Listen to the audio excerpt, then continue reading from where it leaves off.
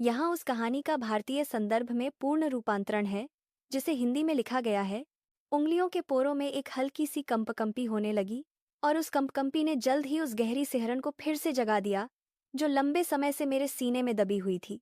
मेरा पूरा शरीर हल्का सा कांपने लगा, और उस सांस रोक देने वाली आत्मीयता के बीच मैंने एक बार फिर एक संपूर्ण स्त्री होने का एहसास किया।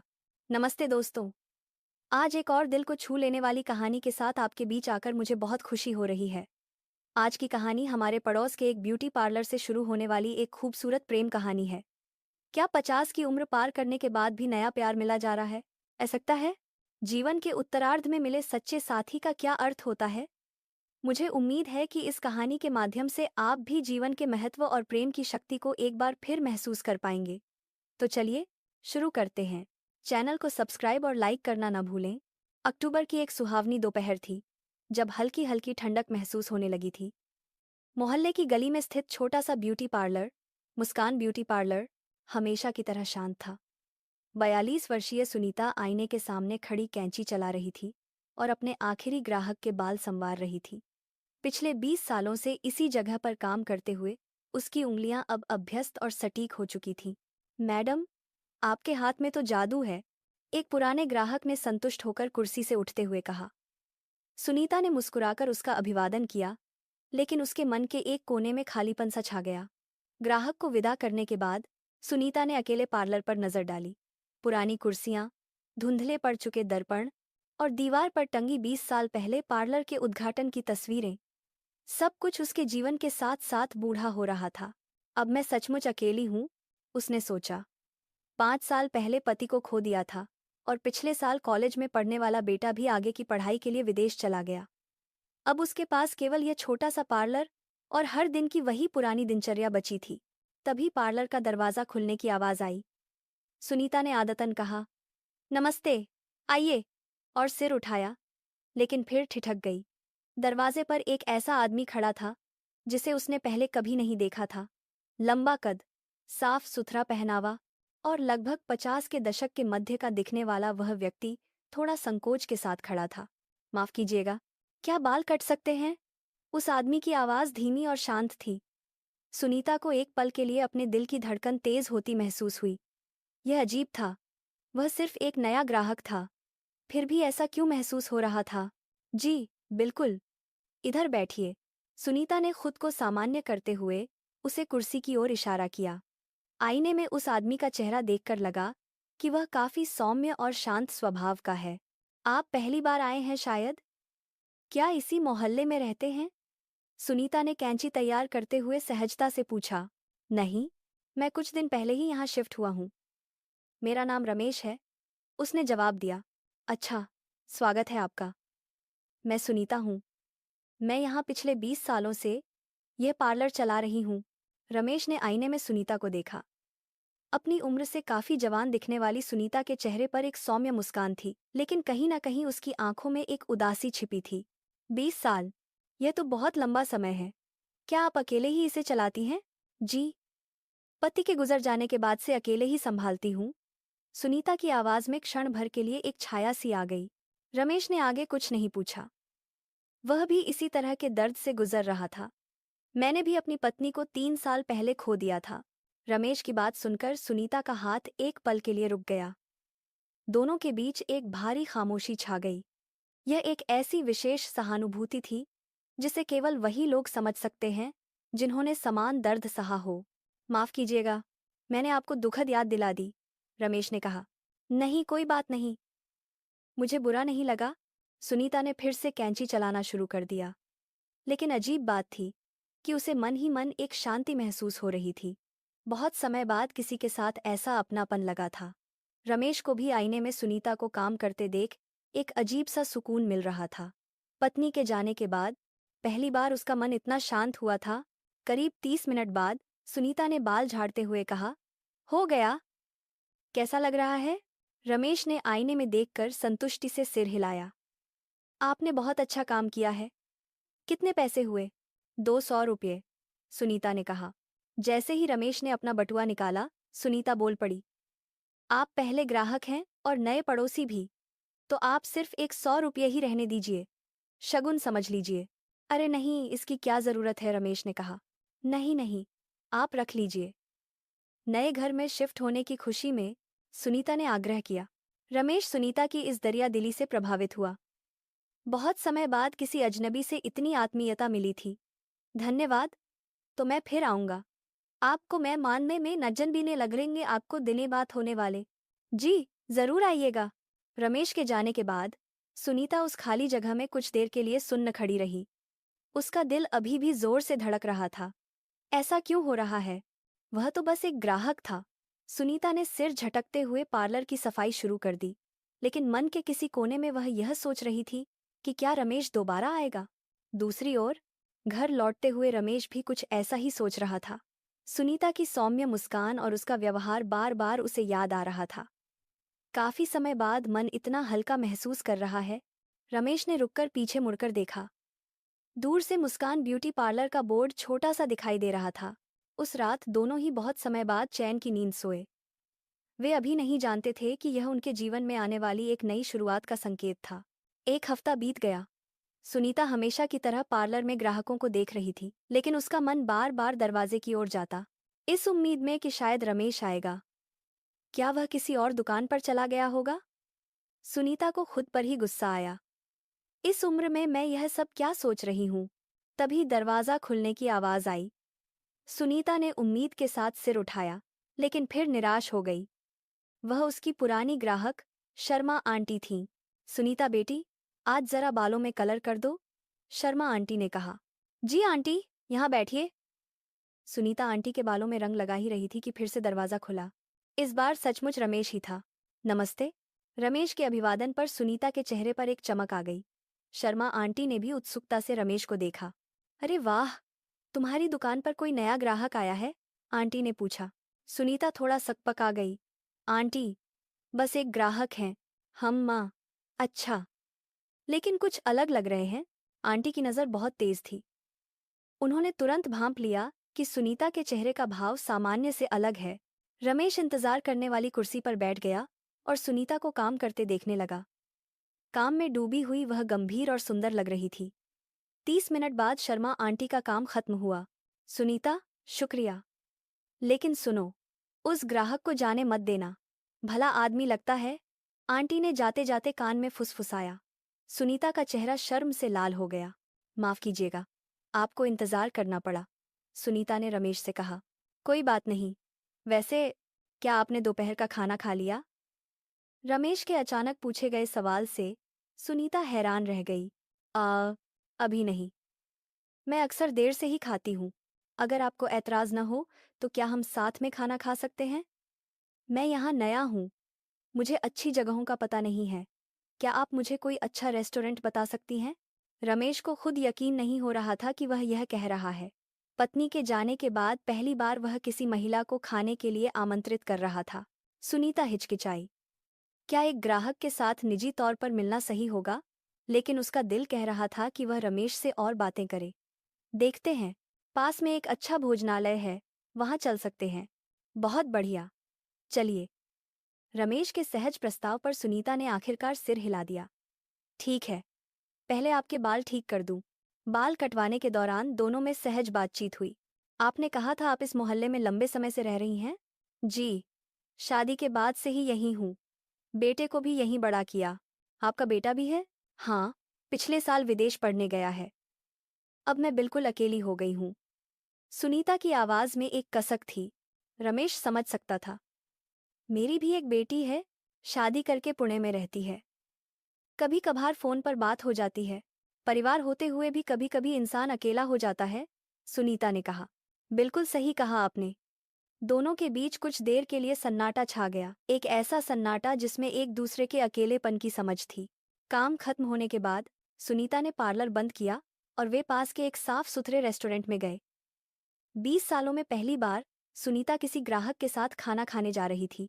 खाने की मेज पर सुनीता ने रमेश के बारे में और जाना। वह एक सरकारी कंपनी से रिटायर होने के बाद यहाँ आए थे। आपने यही इलाका क्यों चुना? यह शांत और अच्छा लगा, और मैं एक नई शुरुआत करना चाहता था। रमेश की बातों में सुनीता को गहरा अर्थ महसूस हुआ। वह भी अपने अतीत के दर्द को पीछे छोड़कर नई जिंदगी तलाश रहे थे। नई शुरुआत करना आसान नहीं होता। पति के जाने के बाद मुझे भी बहुत मुश्किल हुई थी। आपने खुद को कैसे संभाला? बस दिन काटती रही। पार्लर के काम में खुद को डुबो दिया। लेकिन आजकल वो भी खाली खाली सा लगता है। सुनीता ने बहुत समय बाद अपना मन हल्का किया था। रमेश ने चुपचाप उसकी बातें सुनी। मेरा भी यही हाल है। रिटायरमेंट के बाद न काम है, न मिलने जुलने वाले लोग। इसलिए जगह बदली। आपको अकेलापन लगता होगा? नहीं, लेकिन आज थोड़ा अलग लग रहा है। रमेश ने सुनीता की ओर देखते हुए कहा। सुनीता का दिल फिर से धड़कने लगा। मुझे भी। सुनीता ने धीमे स्वर में जवाब दिया। खाना खत्म होने पर रमेश ने झिझकते हुए कहा, क्या मैं कल भी आ सकता हूँ? बाल तो ठीक हैं, बस ऐसे ही चाय पीने। सुनीता ने एक पल सोचा और फिर मुस्कुरा दी। ठीक है, कल दोपहर में आ जाइएगा। रमेश का चेहरा खिल उठा। उस रात सुनीता आईने के सामने खड़ी होकर खुद को निहार रही थी। ऐसा लग रहा था मानो वह एक लंबे अरसे बाद खुद को एक स्त्री के रूप में फिर से खोज रही है। क्या यह सब ठीक है इस उम्र में? लेकिन उसके मन में एक उत्साह था। कल रमेश से फिर मिलने की उम्मीद। रमेश भी घर पर सुनीता के बारे में सोच रहा था। पत्नी के जाने के बाद पहली बार उसे ऐसा महसूस हो रहा था। अपराधबोध और उत्साह दोनों एक साथ। क्या मैं सही कर रहा हूं? अभी तक पत्नी को भुला नहीं पाया हूं। लेकिन सुनीता के साथ होने पर मिलने वाले सुकून को वह नकार नहीं सकता था। अगले दिन दोपहर रमेश तय समय से 10 मिनट पहले ही पार्लर पहुंच गया। सुनीता आखिरी ग्राहक को विदा कर रही थी। आप थोड़ा जल्दी आ गए? सुनीता ने मुस्कुराते हुए कहा। जी, समय था तो चला आया। रमेश के हाथ में कुछ पेस्ट्रीज और कॉफी थी। कल आपने खाना खिलाया था, तो आज मेरी तरफ से छोटा सा शुक्रिया। दोनों पार्लर के एक कोने में रखी छोटी मेज पर बैठ गए। खिड़की से आती दोपहर की धूप ने माहौल को और भी खुशनुमा बना दिया था। यह पार्लर बहुत आरामदायक है, रमेश ने कहा। मेरे पति ने इसे खुद डिजाइन किया था। अब पुराना हो गया है लेकिन। सुनीता ने चारों ओर देखा। रमेश उसकी आंखों में यादें पढ़ सकता था। बहुत अच्छी यादें होंगी आपकी। जी, मुश्किल वक्त भी था, पर हम खुश थे। सुनीता की आवाज थोड़ी धीमी हो गई। रमेश ने विषय बदला। वैसे आप कब से यह काम कर रही हैं? शादी से पहले से। कोर्स किया था, फिर शादी के बाद यह दुकान खोल ली। बस ग्राहकों के बाल संवारते संवारते उम्र बीत गई। सुनीता हंसी। रमेश ने सुनीता के कंधों को देखा। वे थोड़े झुके हुए लग रहे थे। 20 साल तक अकेले सब कुछ संभालना। उसे सुनीता के लिए सम्मान और दया दोनों महसूस हुए। आप सचमुच बहुत हिम्मत वाली हैं। अरे कुछ नहीं, बस जी रही हूं। आप तो अभी जवान हैं, नई शुरुआत कर सकते हैं। सुनीता ने रमेश को देखते हुए कहा। उनकी नजरें मिलीं। उस पल दोनों ने अपने दिलों में एक हलचल महसूस की। सुनीता जी? रमेश ने कहा।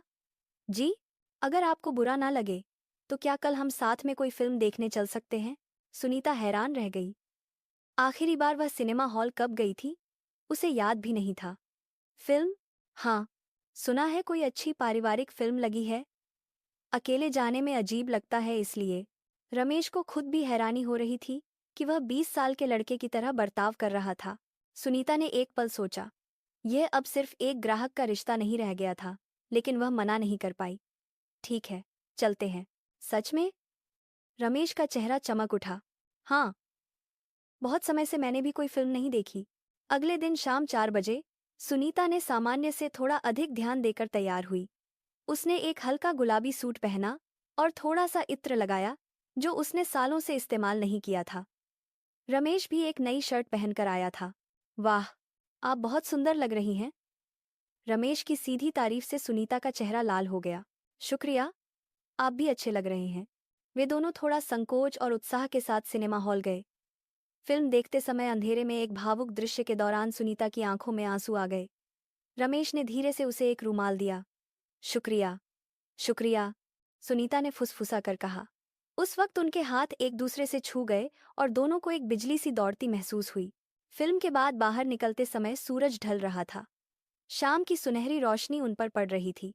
आज बहुत मजा आया, सुनीता ने कहा। मुझे भी। आपके साथ वक्त बिताना अच्छा लगा, रमेश ने कहा। उस दिन के बाद से रमेश लगभग रोज पार्लर आने लगा। कभी बाल ठीक करवाने के बहाने, तो कभी बस बात करने।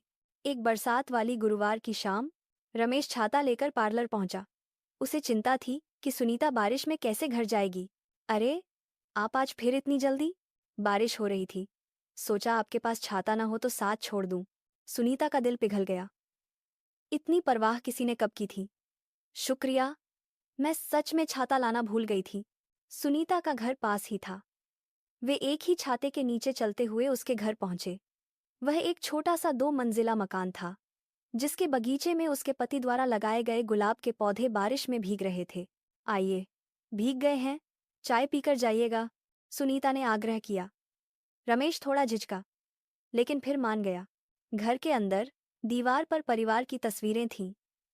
सुनीता, उसका पति और छोटा बेटा, खुशहाल परिवार था। रमेश ने तस्वीर देखकर कहा, हाँ, तब हम बहुत खुश थे। सुनीता ने चाय बनाते हुए कहा। रमेश सोफे पर बैठा था। मेरी पत्नी के साथ मेरी भी ऐसी ही यादें हैं। वह बहुत समझदार थी। उसके जाने के बाद सब सूना हो गया। आप उन्हें बहुत याद करते होंगे। हम, लेकिन आजकल कुछ बदल रहा है। रमेश ने सुनीता की ओर देखा। आपसे मिलने के बाद मुझे फिर से जीने की इच्छा हो रही है। सुनीता के हाथ में चाय का कप कांप गया। यह बहुत सीधा और सच्चा स्वीकार था। मैं भी कुछ ऐसा ही महसूस करती हूँ। आपसे मिलने का इंतजार रहता है, सुनीता ने भी हिम्मत करके कह दिया। बाहर बारिश तेज हो गई थी। सुनीता जी, क्या मैं जल्दबाजी कर रहा हूँ? हमारी उम्र में प्यार की कोई उम्र नहीं होती रमेश जी, सुनीता ने कहा। अगर यह प्यार नहीं है तो क्या है कि हम एक दूसरे के बिना अधूरा महसूस करते हैं? रमेश भावुक हो गया। उसने धीरे से सुनीता का हाथ थाम लिया। मुझे डर लगता है, कहीं फिर से किसी को खो न दूं। डर मुझे भी है, लेकिन हम धीरे धीरे आगे बढ़ेंगे, कोई जल्दबाजी नहीं। सुनीता ने उसे ढांढस बंधाया। उस शाम के बाद उनका रिश्ता और गहरा हो गया, लेकिन समाज का डर अभी भी था। एक हफ्ते बाद रमेश ने सुनीता को एक शांत कैफे में बुलाया। वह गंभीर लग रहा था। सुनीता जी, मैं आपसे कुछ कहना चाहता हूँ। मैं आपसे प्रेम करता हूँ। आप मेरे लिए एक दोस्त से बढ़कर हैं। क्या आप मेरे साथ अपनी बाकी जिंदगी बिताना चाहेंगी? सुनीता का दिल जोरों से धड़कने लगा। वह यही सुनना चाहती थी, लेकिन दिमाग में कई सवाल थे। रमेश जी, आपके जज्बातों की कद्र करती हूँ। मैं भी आपको चाहती हूँ, लेकिन क्या यह सही होगा? मैंने अभी तक अपने पति को पूरी तरह नहीं भुलाया है। और समाज, लोग क्या कहेंगे? रमेश का चेहरा थोड़ा उतर गया। लोगों की परवाह क्यों? यह हमारी जिंदगी है। नहीं, मुझे इसी समाज में रहना है। मेरे बेटे पर क्या असर होगा? मुझे थोड़ा वक्त चाहिए। रमेश ने उसकी मजबूरी समझी। ठीक है, आप जितना वक्त लेना चाहें लें। मैं इंतजार करूंगा। अगले कुछ दिन रमेश पार्लर नहीं आया। सुनीता को उसकी बहुत कमी खल रही थी। उसे एहसास हुआ कि वह रमेश के बिना कितनी अकेली है। आखिरकार एक रविवार को सुनीता ने रमेश का पता ढूंढा और उसके घर पहुंच गई। रमेश ने दरवाजा खोला तो सुनीता को देखकर हैरान रह गया। वह थोड़ा अस्त व्यस्त था। 2000 पड़ता है। सुनीता जी, आप यहाँ? आप आए नहीं तो चिंता होने लगी, सुनीता ने कहा। घर के अंदर उसने रमेश की पत्नी की तस्वीरें देखीं। मैं आपको परेशान नहीं करना चाहता था। क्या आपने फैसला कर लिया? रमेश ने पूछा। मैंने बहुत सोचा। दिल आपके साथ रहना चाहता है, पर दिमाग डरता है। लेकिन जब आप नहीं आए, तो मुझे लगा कि आपके बिना रहना ज्यादा मुश्किल है। रमेश की आंखों में उम्मीद जाग उठी।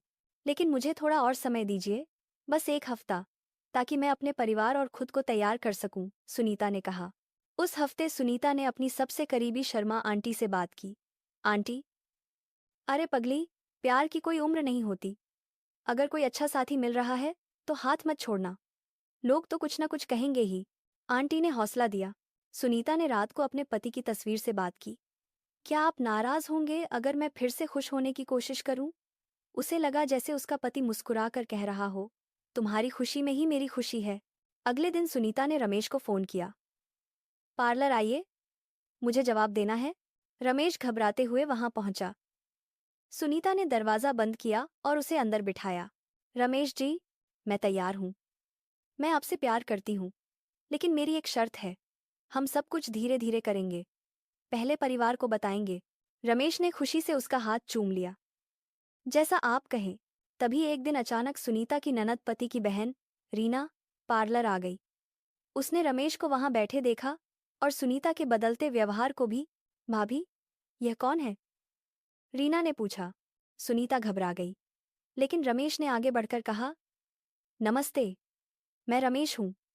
मैं सुनीता जी से प्रेम करता हूं और उनसे शादी करना चाहता हूं। रीना हैरान रह गई।